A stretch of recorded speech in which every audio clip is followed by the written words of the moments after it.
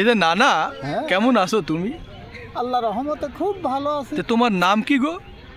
আমার নাম হ্যাঁ, তুমি তো বলতে না পারো। তুমি বলো একটু। আমার নাম মোহাম্মদ বনজত আলী। পঞ্জত আলী, এই নামটা কে রেখেছিল?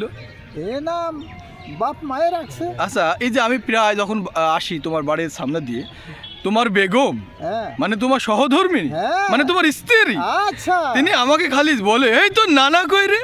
হ্যাঁ। তে মানে এত খোঁজ কেন? তুমি নামাজ পড়তে এসেছো, তার এই ধৈর্য নেই তাই নাকি? যে নামাজ শেষ হলেই বাড়ি যাবে? আচ্ছা, ঠিক আছে। খালি আমাকে যে বলে তো নানা কই রে, তুই আসলে তো নানা আসলো না। এত ভালোবাসা কিসের? আরে বাবা, মানে এটা এর বলার কারণ কি? বলার কারণ ঘুম হয় না সেই জন্য। আহ! আচ্ছা, আমার এই যে নানির অর্থাৎ তোমার বেগমের ঘুমের ঘাটতির কারণ কি? সে কি অসুস্থ?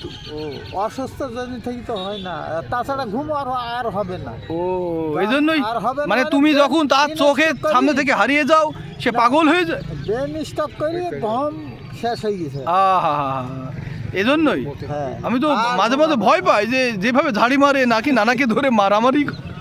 আর ঘুম হবে। ওকে ধন্যবাদ জনাব পঞ্জত আলী। হ্যাঁ।